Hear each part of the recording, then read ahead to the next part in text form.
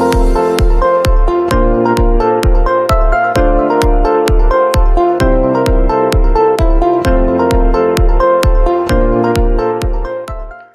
प्यारे बच्चों, welcome to my YouTube channel exam score. जिन बच्चों ने अभी तक सब्सक्राइब नहीं किया, then do subscribe, do like. आपको अगर वीडियो अच्छा लगता है, आपकी हेल्प करता है, तो आप दूसरों को भी शेयर करो, ठीक है। तो बच्चों, मैं 9.5 कराने वाला हूँ, जैसे आपने थंबनेल में देख लिया होगा। तो मैं एक बात हमेशा कराता हूँ, किसी भी चैप्टर स्टार्ट कराने से पहले उसका मैं इंट्रोडक्शन करा देता हूँ, ठीक है। इंट्रोडक्शन से ये होता है कि उस चैप्टर के बारे में बेसिक पता चला जाता है कि इसमें मुझे क्या क्या टॉपिक पे ज़्यादा ध्यान देना है, फोकस करना है, ठीक है। ओके, तो इसमें बेटा एक जो टॉपिक है वो हमारा रैशनल, ठीक है, ध्यान से देखना बेटा, रैशनल और इर्रेशनल, इर्रेशनल नंबर, ठीक है,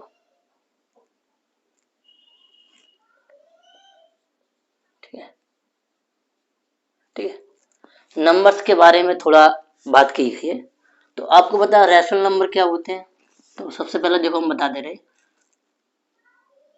जिसको P अपॉन क्यू की फॉर्म में लिख सके, ठीक है, और P एंड Q इंटीजर्स हो,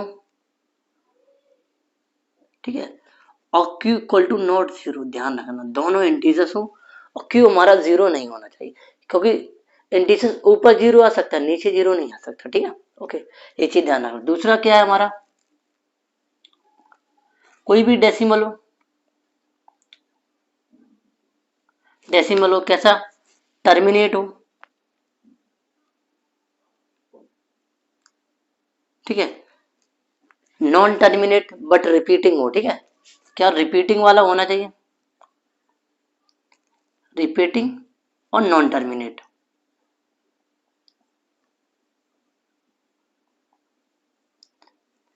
एक तो ये डेफिनेशन होगी, ठीक है। तो पहला P अपॉन क्यू की फॉर्म में लिख सके किसी भी नंबर को, और Q हमारा जीरो नहीं हो जाए, P और Q इंटीजर्स हो। दूसरा क्या, या तो वो डेसिमल हो, डेसिमल हमारा कैसा हो, टर्मिनेट हो, ठीक है, टर्मिनेट हो और खत्म हो गया हो। रिपीटिंग हो, नॉन टर्मिनेट हो, मतलब कोई चीज बार बार रिपीट हो रही है, ठीक है। दूसरा, अब एक और क्या है हमारा, रूट फॉर्म वाला, रूट वाला। देखो, रूट में अगर हम 25 लिख दें तो हमारा ये रेशनल नंबर, क्योंकि ये 5 है। रूट में अगर अंदर परफेक्ट वैल्यू स्क्वायर हो, परफेक्ट रूट स्क्वायर हो, तो हमारा ये 5 आ जाता, ठीक, ये ध्यान रखना। अगर रूट 23 हो जाता तो ये हमारा रेशनल नंबर नहीं होगा, ध्यान रखना, ठीक है। रूट में अगर अंदर परफेक्ट वैल्यू हो बाहर निकालने के लिए, स्क्वायर रूट हो उसका परफेक्ट, तो हमारा रूट हो जाता, ठीक है। इर्रेशनल की बात करें, इर्रेशनल में क्या होता, ठीक है, एक तो रूट में वैल्यू, रूट में वैल्यू परफेक्ट स्क्वायर ना हो, ठीक है, √3 ये परफेक्ट स्क्वायर नहीं, तो हमारा इर्रेशनल नंबर है। दूसरा हमारा क्या हो, डेसिमल हो, डेसिमल कौन सा हो हमारा, नॉन रिपीटिंग, नॉन रिपीटिंग और नॉन टर्मिनेट, ये अगर डेसिमल आपको होता है, टर्मिनेट, अगर ये डेसिमल होता तो भी इर्रेशनल में वो आ जाता, ठीक है। यही दो टॉपिक हैं जो आपको, अब इसमें क्या आपको एडिशन सीखना पड़ेगा इन दोनों को, ठीक है, सब्ट्रैक्शन, ठीक है, मल्टीप्लाई, ठीक है, डिवाइड, ये चीज आपको आनी चाहिए। रैशनल नॉन रैशनल के इनके बारे में आपको बताया गया है, ठीक है। देखो, कभी भी देखो, रैशनल और इर्रेशनल का ऐड जब भी करते हैं तो वो हमारा इर्रेशनल नंबर आता, ठीक है। क्या आता हमारा, इर्रेशनल नंबर आता। माइनस करते हैं रैशनल इर्रेशनल तब भी आता। लेकिन मल्टीप्लाई में क्या होता है, जब कभी हम, जैसे √3 हमारा क्या इर्रेशनल नंबर है, अब फिर मैंने √3 इर्रेशनल नंबर का मल्टीप्लाई कर दिया, तो ये हमारा क्या है, रैशनल नंबर बन जाएगा, ठीक है। तो इन दोनों में कभी कभार चेंज हो जाता है, कभी कभार आता है, कभी कभार नहीं आता है, ठीक है। लेकिन इनमें दोनों माइनस में और प्लस में हमेशा इरेशनल बनता है, ठीक है, इरेशनल, ठीक है, इन दो कंडीशन में इरेशनल है ना। इसमें समटाइम कभी रैशनल इरेशनल बन जाता है, ठीक है। तो अभी इस चैप्टर के क्वेश्चनों पे चल देंगे, उस पर डिस्कस करेंगे। तो ये टॉपिक को आपको थोड़ा माइंड में रिवाइज रखना है कि रैशनल इरेशनल में क्या डिफरेंस बिटवीन होता है, कि अगर कोई टीचर आपसे पूछे तो उसको अच्छे से डिफाइन कर पाओ कि रैशनल इरेशनल में ये हमारा डिफरेंस होता है, ठीक है। तो हम चलते हैं क्वेश्चन नंबर 1 पे, उसे सॉल्यूशन देखते हैं, उसे देखते हैं, अच्छे से देखते हैं, ठीक है बच्चों।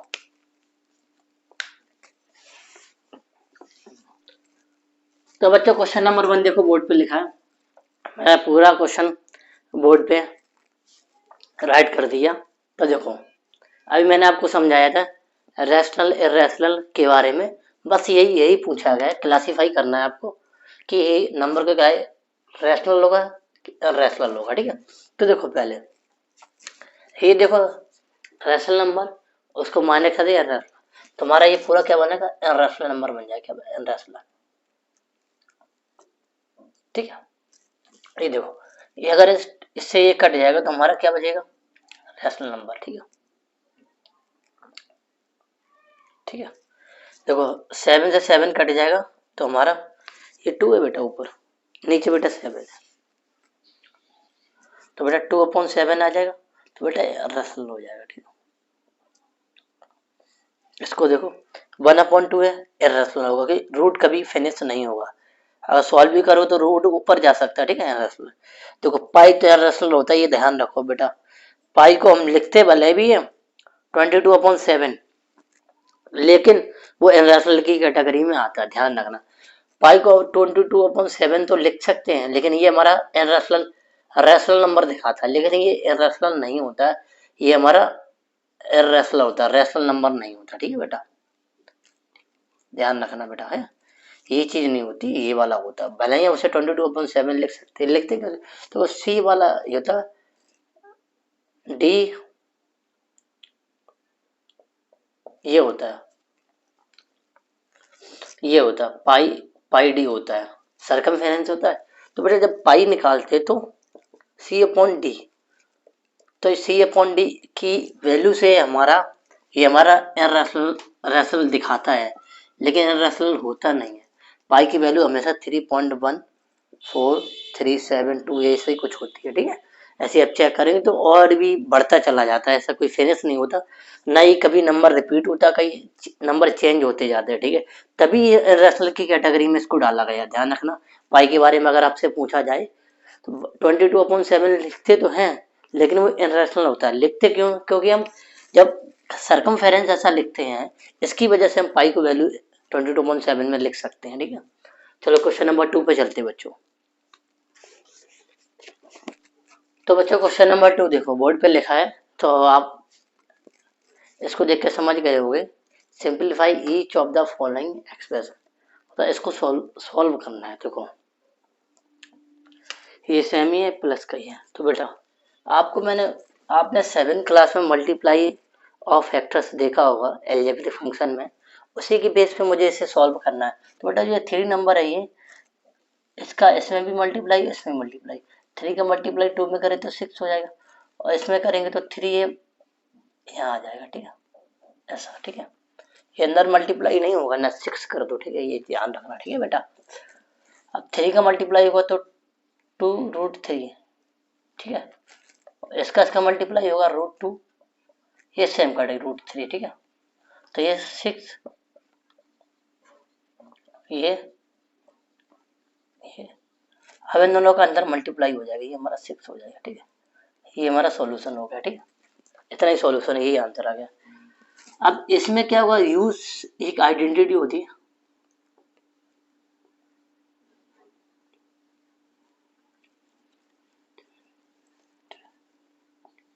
यूज आइडेंटिटी होती है एक, उसमें क्या करना पड़ा, ये आपने सुना हुआ, एक ब्रैकेट में प्लस एक ब्रैकेट में माइनस, तो ये हमारा a² माइनस b², इस आइडेंटिटी से हम क्या इसको कह रहेंगे 3 का स्क्वायर, ठीक है, माइनस √3 का स्क्वायर, इसका स्क्वायर बेटा 9 हो जाएगा, ठीक है। लेकिन √3 का जब स्क्वायर करें तो ये वाला रूट इससे हट जाता, तो हमारा 3 आ जाता, ये हमारा 6 आ जाता, ठीक है। ऐसे इसमें यूज आइडेंटिटी होगी,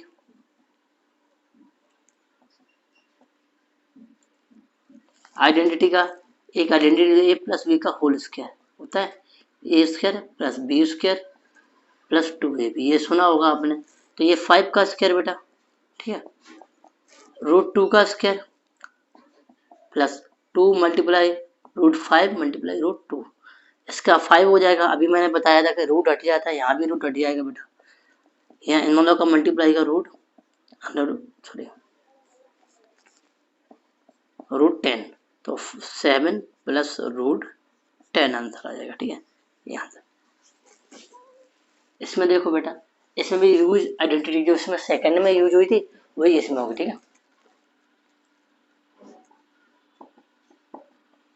यूज आइडेंटिटी क्या हो जाएगा हमारा, ए प्लस बी ए माइनस बी बराबर ए स्क्वायर माइनस बी स्क्वायर, ठीक है बेटा। ए ब्रैकेट आगे पीछे भी हो सकते हैं, इससे कोई मतलब मल्टीप्लाई में आगे पीछे चेंज भी हो सकता है, ठीक है। तो हमारा √5 का स्क्वायर √2 का स्क्वायर, तो ये बेटा 5 आ जाएगा, ये 2 आ जाएगा, तो आंसर 3 आ जाएगा, ठीक है। तो आपने देखा होगा इसमें बस सिंपल जो आपके पीछे के फार्मूले पड़े थे उनका थोड़ा बेसिक यूज होता है और कुछ नहीं होता, ठीक है। आप कॉन्सेप्ट को अच्छे से समझ लोगे तो क्वेश्चन करने में कोई ज़्यादा दिक्कत होती नहीं है। अगर आप कॉन्सेप्ट को नहीं समझ पाओगे, अब ये भाई वैल्यू चेंज हो जाए तो कहोगे सर ना रे ऐसे बताया था, ये तो दूसरा क्वेश्चन आ गया। नहीं बेटा, आपको वैल्यू वही रहेगी, वैल्यू चेंज भी हो सकती है, कोई दिक्कत नहीं है। हमारा जो पैटर्न है ये आपको ये पैटर्न आपको ध्यान रखना है, ये कैसे करना होता है। आर.डी. शर्मा हो गया, RS अग्रवाल, क्वेश्चन चेंज होते हैं, पैटर्न ज्यादातर सेम ही रहता है, एक दो क्वेश्चन का लेवल हाई हो जाता है, लेकिन हम एनसीईआरटी को अच्छे से पढ़ लें तब भी हम 90 प्लस स्कोर कर सकते हैं। 90 प्लस स्कोर अच्छे से रिवीजन करके एक टॉपिक को अच्छे से समझ के, ठीक है। तो बच्चों क्वेश्चन नंबर 3 पे चलते हैं, ठीक है।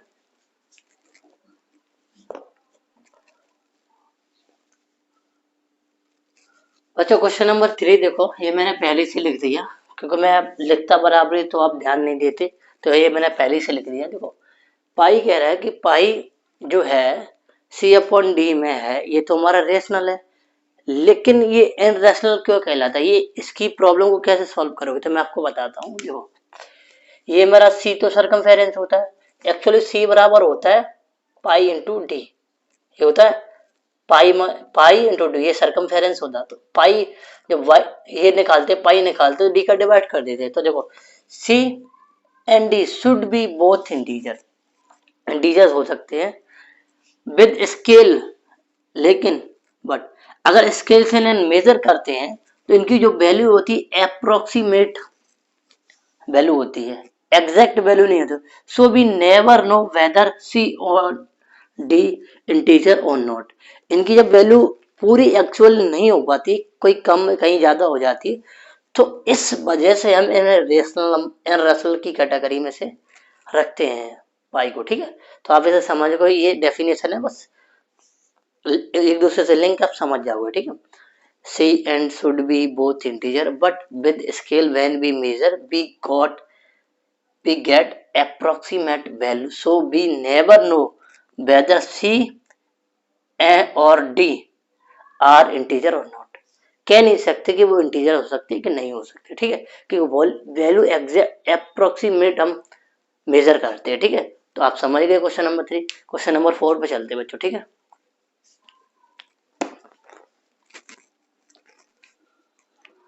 बच्चों क्वेश्चन नंबर 4 को रूट 9.3 को नंबर लाइन पे रिप्रेजेंट करना है, ठीक है। तो कैसे करेंगे बहुत ध्यान से सुनना। ये 9.3 है तो अब स्केल की हेल्प से पहले 9.3 की हम एक सीधी लाइन खींचेंगे, क्या ठीक है, सीधी की लाइन खींचेंगे, ठीक है। ये मान लेते 9.3 है, ठीक है, ठीक है।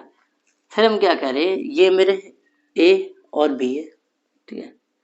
फिर बेटा यहाँ से हम एक 1 यूनिट की ओर खींचेंगे, ये हमारा D पॉइंट है, ठीक है, ओके। ये हमारा 1 सेंटीमीटर का, ठीक है। ये जो है हमारी इतनी है, स्केल की हेल्प से खींच लेंगे, व्हाट इट। अब बेटा क्या करेंगे, इस पूरी लाइन का एक कंपास लेंगे, तो कंपास आधे से ज्यादा दूरी भरेंगे तो यहाँ एक कट लगाएंगे, एक यहाँ कट का लगेगा, ठीक है। फिर यहाँ से करेंगे तो यहाँ कट लगेगा ढंगा। जब इन दोनों को जब मिलाएंगे तो ये बीच में मिड पॉइंट काटेगा, ठीक है। ओके, अब इस पे हम एक सर्कल खींचेंगे,